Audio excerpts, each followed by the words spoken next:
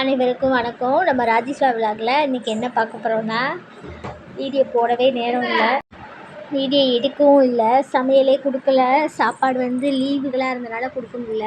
வைகாசி விசாகம் அன்னைக்குன்னு நாங்கள் கோயிலுக்கு போனோம். சங்கரன் கோயில் போயிட்டு அதுக்கப்புறமாட்டிக்கு திருமலை குமரன் கோயிலுக்கும் போனோம்.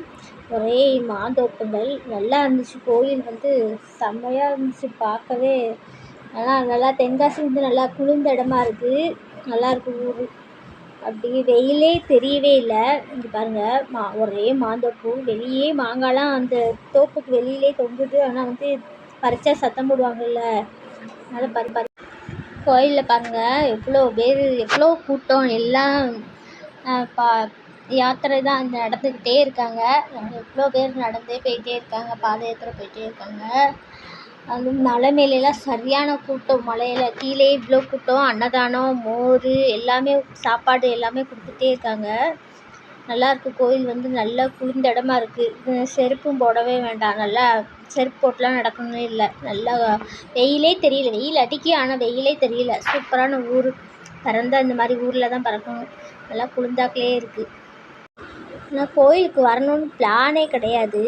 ஆனால் வரணுன்ட்டு வந்தாச்சு. பாருங்கள், மோர் தான் கொடுத்து விட்ருக்காங்க. அப்புறம் மாம்பழ தோப்புக்கு முன்னாடி மாம்பழம் வச்சு விற்றுட்ருக்காங்க. அவங்கவுங்க தோட்டத்தில் பறிச்சது போல் இருக்குது. 3 கிலோ 100 ரூபா அப்படி போட்டு விற்றுக்கிட்டு இருந்தாங்க. அப்புறம் வாட்டர் ஆப்பிள்னு விற்றாங்க. அதெல்லாம் இங்கே தான் பார்த்துருக்கேன். நல்லாயிருக்கு.